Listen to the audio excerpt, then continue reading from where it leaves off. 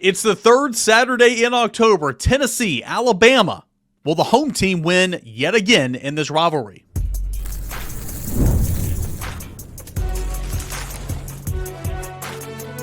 You are Locked On College Crossover, part of the Locked On Podcast Network. Your team every day. What is up, everybody? Welcome into it, a Locked On crossover edition of the show here today. Locked On Vols meets Locked On Bama. I'm Eric Cain with Locked On Vols. That's Luke Robinson of Locked On Bama. Today's episode is brought to you in part by our friends over at Gametime. Download the Gametime app, create an account, put in the redeem code Locked On College for $20 off your first purchase. Again, shout out to our friends over at Gametime. We got a fun show coming up here for you today. We're going to preview what this rivalry means. These two teams at this point in the season. Quarterback matchup, pretty good one. Look at the defenses, look at the injuries, keys of the game, all that and more, plus injuries, and our picks there towards the end here on a Locked On crossover edition. All right, Luke, I know you and I talk about this every single year when we do this. This rivalry, it means a lot to a lot of people, right? This rivalry is your favorite. You know, Tennessee and Alabama, third Saturday in October. Why for you is this one bigger than the Iron Bowl? First of all, I'm going to go ahead and make an admission that it's not. I grew up very close to Auburn. Okay, I grew up very close to Auburn. So, I mean, I love the Tennessee. I'll say this. I don't hate Tennessee the way other Alabama fans do. That may get me fired from Locked On Bama. I respect it more. I don't like the Philip Fulmer era. I mean, you know, and what went on there. But I'm kind of cool with the Alabama-Tennessee thing. I know it gets nasty from time to time. I've been in Knoxville sometimes when, you know, wasn't treated. I'm sure some other people have been to Tuscaloosa and the same thing. But I like this game more than the Iron Bowl. The Iron Bowl has such a personal, deep meaning to me. But I enjoy this game. I was there in 89. You might not have been born. I was there in 89 when Saran Stacy exploded, as Brent Musburger put it. I went in 1988 back when Tennessee was, I think they were 0-5, and we beat them to make it 0-6. They didn't lose again until the next year when they played Alabama in Legion Field, and they had Reggie Cobb and Chuck Webb, and Reggie Cobb had gotten in trouble, so Webb was the only running back they had, but they had dudes everywhere. I was there in 94 and 95, I think it was, when Peyton led the band. I've been to a lot of these games and a lot of games in Knoxville too. And to me, this game is just more college football. Like the Iron Bowl has such a deep-seated thing for me because I grew up so close to Auburn and ended up at Alabama. But the third Saturday in October is always like the middle of the college football season, and it's when things really start to take shape. And I think, you know, Bear Bryant and General Neyland also always took this game so seriously. It feels like it's not as much of a rivalry because what Nick Saban did. I mean, Nick Saban went a long time and created a wide gap in the all-time series, but this game is always a ton of fun. It's always had some spectacular moments. Well, look at my lead right there. I just get shot down. I thought you said last year on our crossover that this was your favorite rivalry, but again, you had a lot of respect for it and you love it. Let me say this. Outside of the Iron Bowl is like a different stratosphere to me. Yeah. Okay, it's a different thing. Outside of that, it's my favorite rivalry, 100%. Yeah. Should be a good one this week, and you're right. I mean, it kind of felt like it wasn't. I mean, this series has always been streaky one way or the other. It's never gone to the magnitude of 15 straight, which was what Nick Saban had against Tennessee up until 2022, and since 2022, it's been 2-2. It's been split a little bit, so. I guess it's been 2-2 since Josh Heupel's been here. So 21, 2, 3, 4. Yeah, that's math. But Tennessee hadn't won on the road in this rivalry since 2003. So a lot on the line, no doubt. College football playoffs, you're right. I mean, this is kind of the midway through the college football season. A big win, of course. Alabama's already got a big win over Georgia. This would be a big signature win for Tennessee in terms of a college football playoff push. Kind of looking at these two teams to date, I'll let you talk on Alabama here in a moment because I know Alabama's playing really good football right now. Tennessee's playing good football as well. You're a missed field goal away from being undefeated, beating Georgia in overtime, and said you missed that field goal, you go to overtime and you lose. Tennessee's offense is explosive, just like everybody thought it was going to be whenever you lost Dylan Sampson and Nico Iamaleava darted for the portal, and you lost 4 starters on the offensive line, and you turned over your wide receiver room, and just like everybody predicted at midway through the season, Tennessee would be leading the SEC in offense. But it's been fun, man. Tennessee's run the football well. Joey Aguilar has been better than anyone could possibly imagine. This offensive line has been better. Explosive wide receivers. So it's been good to kind of get back to an offense that Josh Heupel's kind of known for. Defensively, it's kind of been weird, right? Tennessee had such an elite defense a season ago. Clearly, that's not the case. They've been battered, bruised, injured, missed a ton of starters, up until this point in the season. But it is what it is, right? They've gotten thrown all over. They've been run all over. Scoring defense is a little bit skewed because I don't like that stat because I think it's different. But nonetheless, Tennessee's defense is one of the nation leaders in sacks, top 10 in TFLs, nation leaders in defensive touchdowns, nation leaders in takeaways. I mean, this defense, for all that it gives, it's so opportunistic. So it kind of makes you feel like you're going to be in any game no matter what. And I expect Tennessee certainly to be in this football game with a chance to win it down there in Tuscaloosa. So that's kind of a look at Tennessee.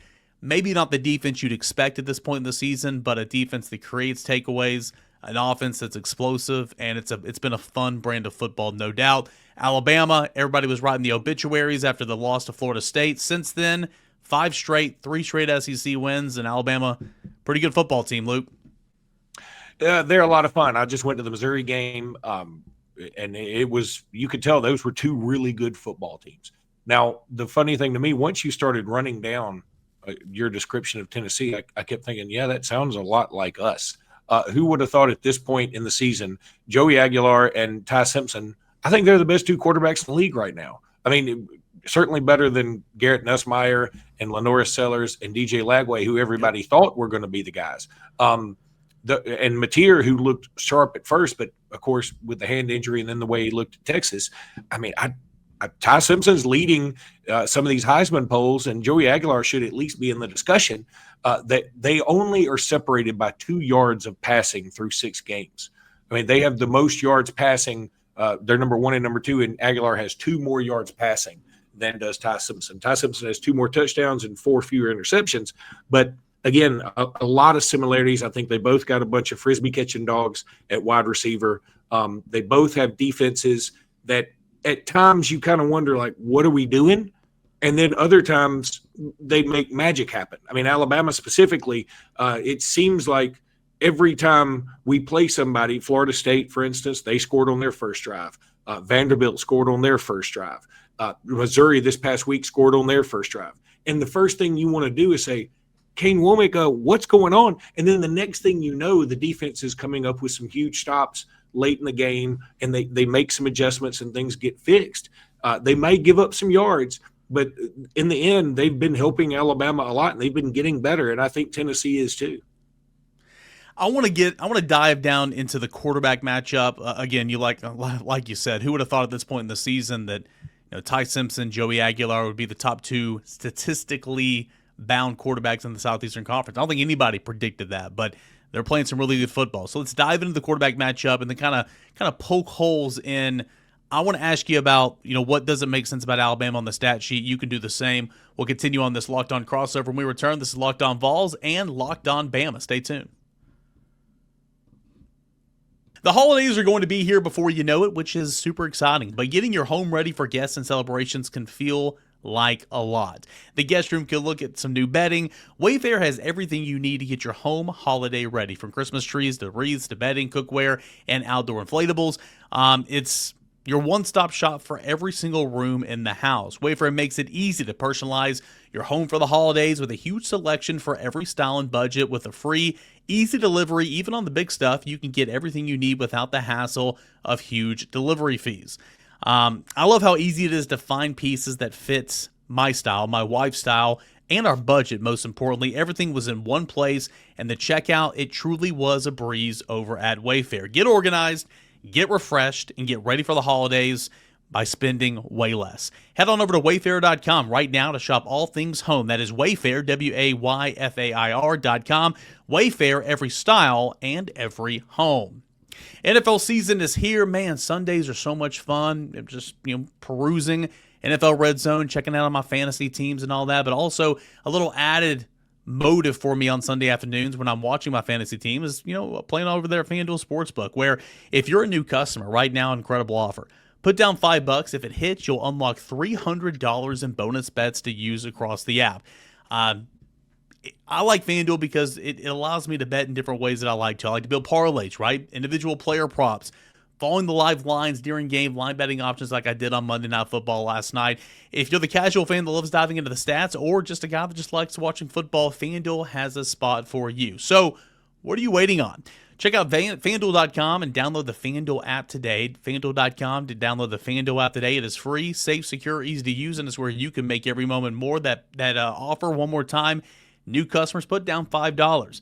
If it hits, you'll unlock $300 in bonus bets to use across the app. Again, FanDuel, it's where you can make every moment more.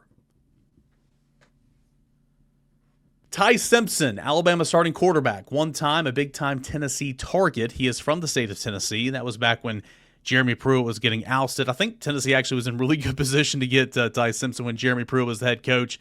Josh Heupel got hired and, just trying to play catch-up and didn't really have a shot to get him. But he goes to Alabama and sits behind Bryce Young, sits behind Jalen Milroe, and, in the day and age of the transfer portal and all that, kind of surprised maybe that he stuck around. But he did, and it's paying dividends now. You rattled off the stats earlier, in the show. My biggest takeaway from Ty Simpson is, and really Alabama overall, man, you just don't make mistakes, right? You're not perfect. You're not careless with the football. You don't turn it over. He's got one pick. Alabama's offense has 2 turnovers through 6 games, which is magnificent, right?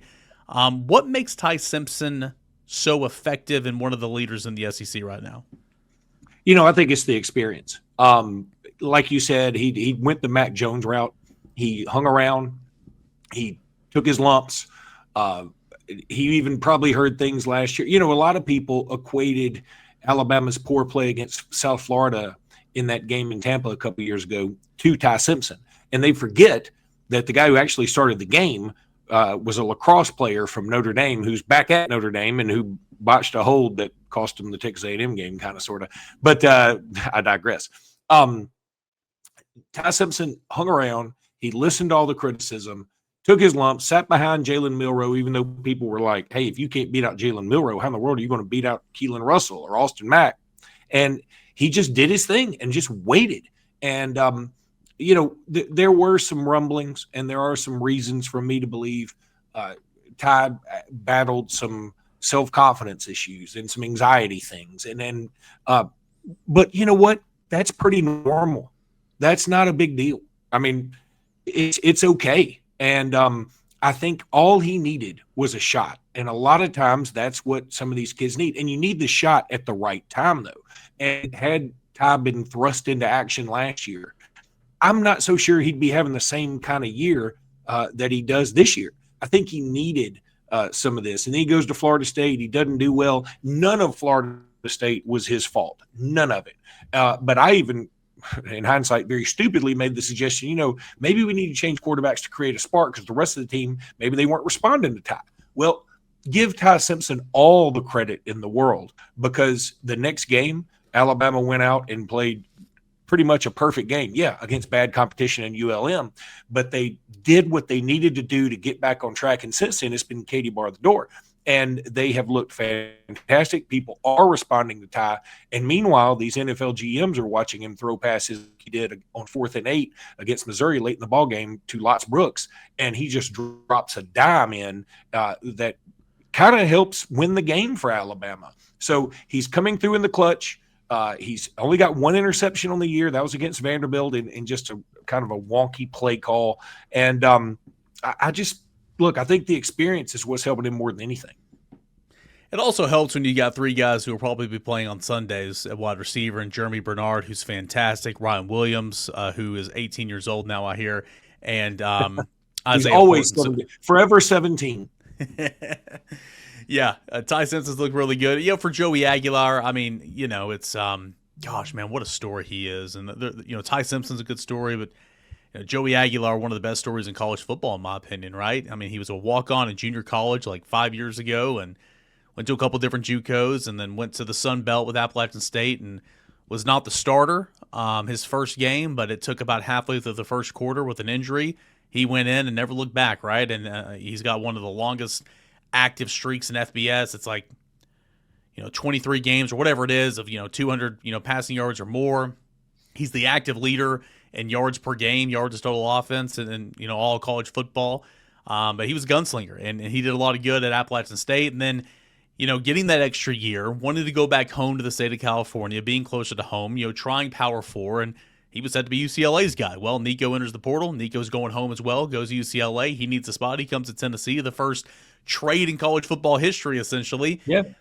And it's funny, man. I mean, Spencer McLaughlin was one. I'll never forget this. He was like, did Tennessee get a cash in the trade or, player to be named later? Because that seems like it's unfair. And at the time, I mean, everybody thought it was unfair, right? And goodness gracious. I mean, Nico's playing better now, but man, did it look like a completely one-sided trade. It just clicked. Joey Aguilar in this offense, he's a veteran. He hadn't played a lot of football at this level, but he's played a ton of football, and it shows. Keeps his eyes downfield, evades pressure. It's like he has one play every single game where it's like, oh, that guy's sacked. Oh, no, he's not. Oh, he completed the pass. Holy crap. He's crafty is a good way to put it. Kind of his stigma coming into Tennessee was, well, he threw 24 picks in 2 years at Appalachian State or whatever it was. And whatever it was, like it was like 55 touchdowns, 24 picks or something. And it's like, okay, well, he's going to put the ball in harm's way. He does have 5 interceptions on the year. Yep.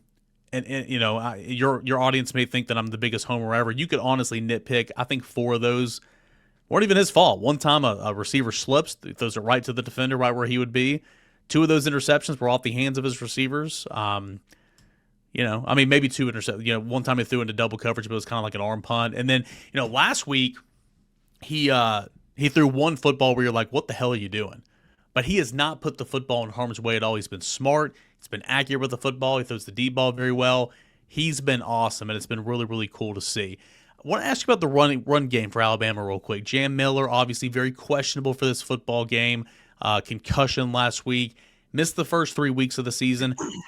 Alabama's rushing totals are not very impressive so far, but, I got to think a lot of that's because you haven't had your guy in Jam Miller.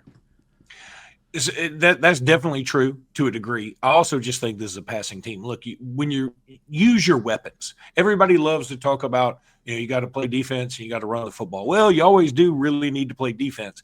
But running the ball now, the football's a different game. And a lot of times your best players are your wide receivers. And like you mentioned, Jeremy Bernard and Hollywood and Isaiah Horton and Rico Scott. And, Alabama's got a bunch of dudes that can catch the ball. Brooks is playing out of his mind right now. So they've got a bunch of guys. They're their best players. Get them the ball. And Ty Simpson is getting them the ball. So if you've got an accurate quarterback who's hot and you've got a fantastic receiver room, use it. And I think that's what Tennessee's doing too. Now, Tennessee, certainly more balanced. I would say this, again, this is not meant to be an insult, but I think Alabama certainly played the tougher of 2 schedules. And, when you have – anytime I look on a schedule and see UAB on it, you feasted because they just fired Trent Dilfer because UAB was a hot mess. Trust me, I live in Birmingham. It's awful. And so Tennessee was able to feast on that. And, again, that's fantastic. They should do that. But it might skew the numbers just a hair. I think this is going to be the toughest game for Tennessee. It may end up being the toughest game for Alabama to date, but Alabama's already had a bunch of really tough games. The Vanderbilt game was no joke. I'm telling you, I know Tennessee fans don't want to hear it. That team's good. That team ain't screwing around. Missouri is good. And obviously Alabama went to Georgia and won while they were still undefeated. So I think it's going to be an interesting matchup. I think Tennessee – I'm going to make one prediction early. I bet you Tennessee scores on their opening drive. I would take that. Tennessee is a great starting football team, really both offensively and defensively. Defensively, it did not start well last week against Arkansas. Arkansas, I know, fired Sam Pittman and all that, but that team, for the most part, can score some points. This will, without a doubt, be the best team Tennessee's played, for sure. I think this will be the best offense that Alabama's faced, and I think this will be the best defensive line that Alabama's faced, at least the best pass rush that Alabama's faced. There's obviously some holes in terms of Tennessee's rush defense and stuff. We'll get to that here in a moment. But yeah, I think this is set up to be a really, really good matchup because I think that both these teams kind of display something that these teams haven't really faced or haven't seen yet this year, and it should make some things really, really interesting. Let's talk more defense. Let's talk about some stats that I want to pick Luke's brain on, because it doesn't seem very Alabama-esque, but still solid overall. And then Luke can ask about Tennessee's defense, because it's just like, man, it's elite and elite and elite in this category, and then it's like worse than the SEC, worse than the SEC, worse than the SEC in that category. It's all over the map. We'll talk defense when we return right here on this crossover edition, Locked On Vols and Locked On Bama. College football is so back, and I couldn't be more excited, right? The tailgates, the rivalries, the energy in the stands, and there's just nothing like it. But let's be real, okay? Getting tickets can feel like more of a hassle, but can feel like more of the game than the game itself, right? Endless queues, hidden fees, prices jumping at checkout. That's why I use the Gametime app. Luke does as well. He told me. Luke uses the Gametime app. He used it this past weekend in Missouri to get his tickets. The easiest way to score last-minute tickets at the best prices with no surprise fees, all right? So what you see is what you pay for. Plus, they have the Gametime guarantee, where if you find a cheaper ticket in the same section on an alternate app, they're going to credit you 110% of the worth of that ticket. Most flexible, the best customer service policy in the ticketing industry, and it's not just for sporting events. We're talking about college football right now, but for concerts, for shows in your area, typically any event that's going on in the area that you're in, chances are they're selling the tickets to that event on the Gametime app. And if you're a procrastinator like I am, a lot of times it's cheaper the closer to said event. I mean, what more can you ask for, right? Take the guesswork out of buying college football tickets with Gametime. Download the Gametime app, create an account, put in the redeem code LOCKEDONCollege for $20 off your first purchase. Terms apply. That's promo code LOCKEDONCollege for $20 off. Swipe, tap, ticket, go. Download the Gametime app today. All right, Luke, so you look at Tennessee's defense, and, I mean, just look at the overall stat sheet, SEC ranks. I mean, Tennessee is towards the bottom in pass defense, and rush defense, and scoring defense. No excuses. It's bad, man. Tennessee's rush defense, pull your hair out. Like, it's been horrible. It's been awful. And again, you're without your two starting corners. You're missing a couple defensive linemen. But, I mean, it is what it is. 6 games in, you are who you are. What Tennessee also is I mean, I think they're leading the SEC in sacks. Like, I think they're leading the nation in sacks per game. Top 10 in the nation in TFLs. They've scored 4 defensive touchdowns. They create a ton of turnovers. Very opportunistic defensively. So it's kind of a mixed bag for Tennessee. Arion Carter's solid at linebacker. Tennessee's got 4 or 5 different guys on the defensive line that really make a habit of getting back there in the backfield, and they'll need to do that for sure to try to get Ty Simpson out of rhythm. Ty Simpson's going to he's going to make some throws. He's going to do some things, but you really need to try to get him out of a rhythm as much as you can. In the back end, missing your 2 starting cornerbacks. One's probably a first rounder in Javon McCoy. Colton Hood stepped in, the transfer from Colorado, and he's been fantastic. You got a true freshman on the other side in Ty Redmond, and Georgia picked on him all game long.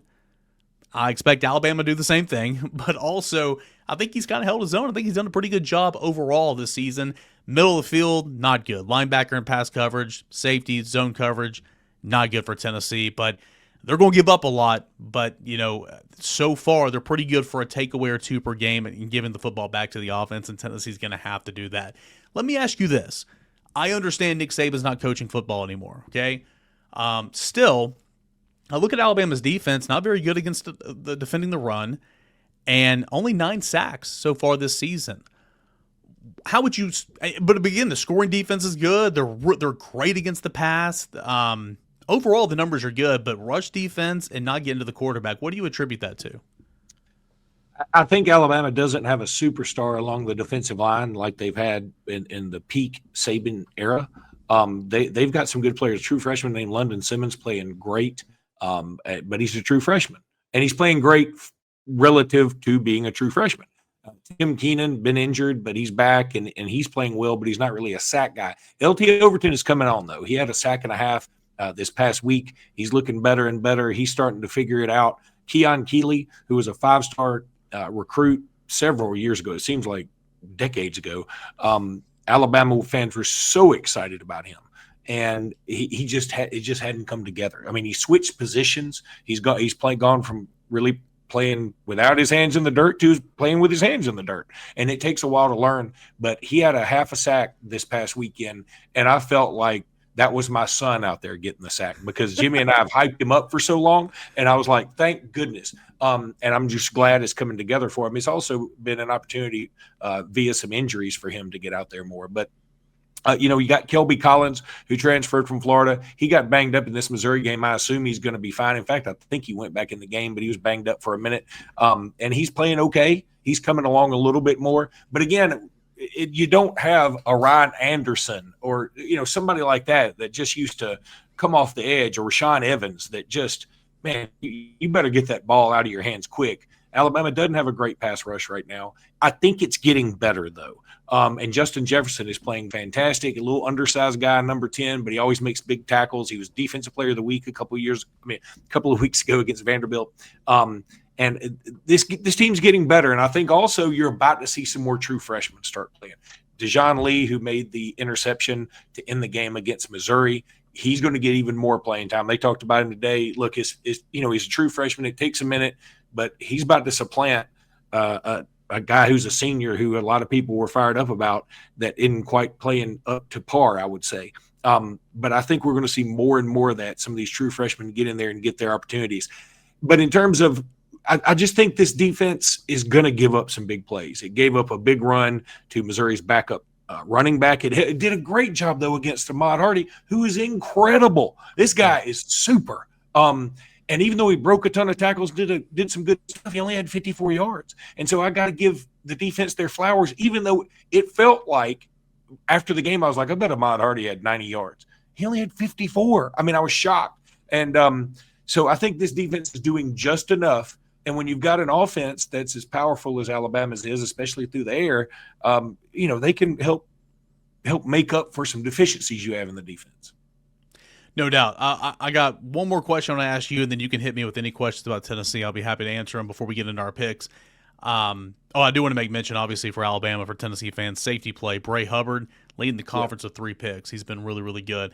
Offensive line, not running the ball very well. You kind of touched on that. Obviously, Ty Simpson's been great. The overall, total offense, points per game, all that's really, really good. But they've allowed 13 sacks.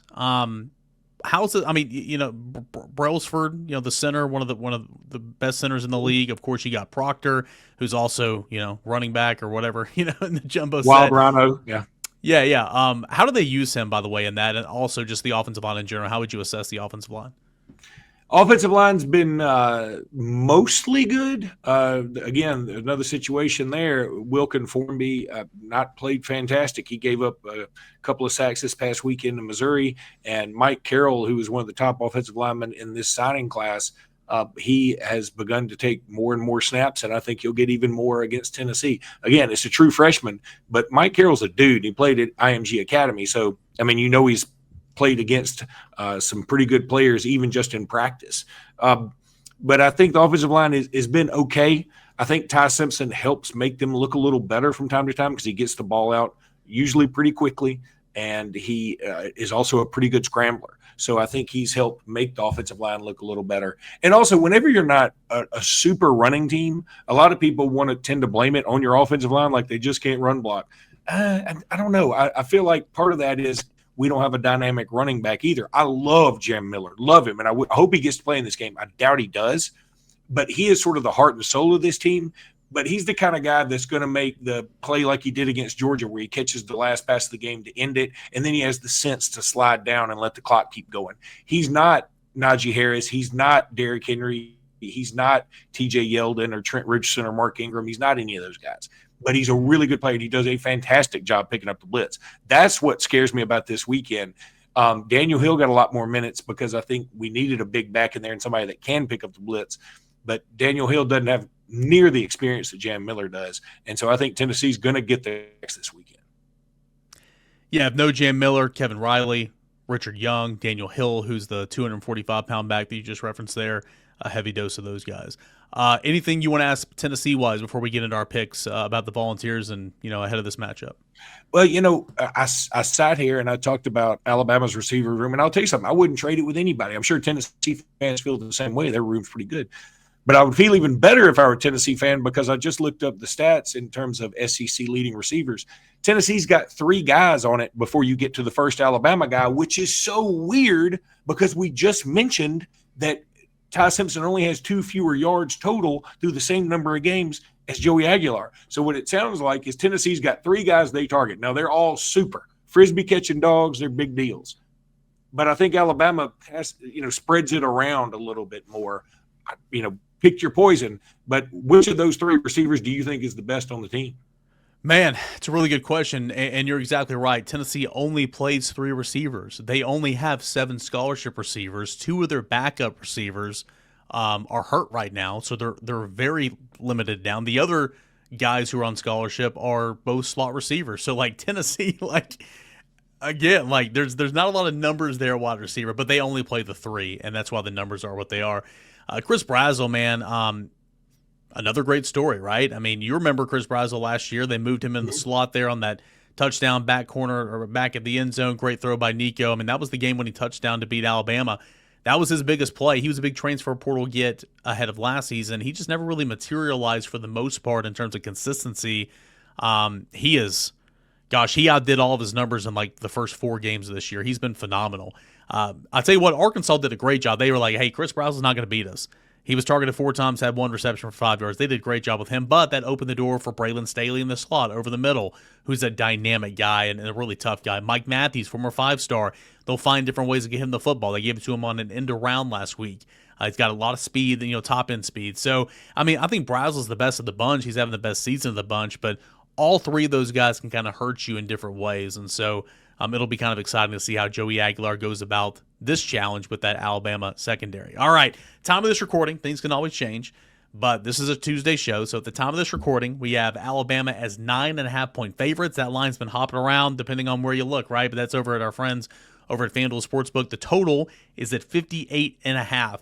Luke, how do you see this going? Is Alabama going to lose this game for the first time since 2003 at home to the Tennessee Volunteers, and how's that going to happen? See what I did there? See what I did there? I did. I was just going to let it slide. I'm going to say this, that I think it's hard to pick against Alabama right now. I mean, it's been a wild college football season, and so you never know. I mean, if UCLA can beat Penn State, just about anything can happen. But I'm going to say that Alabama wins, and I'm going to say they win 42-33. So they just miss covering by half a point. I think Tennessee's going to get their yards, get their points. But in the end, I think Tennessee is susceptible to being beaten through the air, and that just happens to be Alabama's strength. And so while I think Tennessee's going to get some sacks, and I think Tennessee's a great team, and I've got a lot of respect for them, 6:30 at night in Bryant-Denny, that place is going to be pretty geeked up. I'm looking forward to going, and it's going to be a lot of fun. So I pick Alabama right now with a confidence level of 6 out of 10. Yeah, again, this is a Tennessee guy diving into the stats. Watched Alabama a couple of times, but when you cover Tennessee, when you cover a specific team, you miss a lot of college football. But I watch Alabama play Vanderbilt. Watch Alabama play a little bit against Georgia. I watched a little bit of the beginning of the game with Missouri this past weekend. But I'm taking a lot of what I'm thinking off the stat sheet, and I see an Alabama team that is so solid across the top, and I mean this is no disrespect. I think Alabama is a good football team. I think Ty Simpson's playing great. I was just really surprised about the run game, the defending the run game, the sacks on both sides. I was kind of surprised because you don't see that from Alabama, but kind of a different team like you pointed out. Having said all that, though, man, Tennessee hasn't won this game since 2003 in Tuscaloosa, and I have seen Tennessee play defense. It is either really good, or really, really bad. So beginning of the week, man, I agree with you. It's hard to pick against Alabama in this one right now. Maybe I can be talked into it as the week goes on. But I do think it's going to be a shootout. I think Tennessee is going to score a ton of points. I think Alabama is going to score a ton of points. But can Tennessee make a stop late in the game when it needs to? I don't know if I have the confidence in that right now. And that's unfortunate, man, because Tennessee's got a lot of great defensive players. Just overall, outside of, again, takeaways, sacks, not playing the best football right now. So give me Alabama. I don't know. Give me Alabama right now, 42, Tennessee 35, we'll just call it right there. And then maybe as the week goes on, I can be talked into it. But anyway, you want to look at it, Luke, should be a good game. Should be an exciting football game, this rivalry. And you're exactly right. I mean, it didn't feel like a rivalry for the longest time because Nick Saban dominated it for 15 straight years, but 2-2 in their last 4. It's been fun the last couple of years, and I'm expecting a really, really fun game on Saturday, man. Can't wait to see what happens. And I know that you and I both will be reacting to it all right here on Locked On Vols and Locked On Bama.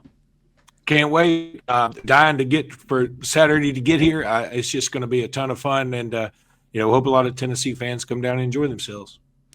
It'll be a blast. If you are a Tennessee fan, you want more about Alabama, check out Luke and Jimmy Stein on Locked On Bama this week. They do a fantastic job. If you're an Alabama fan, want to know more about the Tennessee Volunteers, come on over. We'll let you in. We'll be nice. Locked On Vols, pull up a chair. Let's learn about it all before the 6:30 local time kickoff on ABC, Tennessee and Alabama, for the 3rd Saturday in October. This has been a Locked On Podcast crossover, Locked On Vols and Locked On Bama.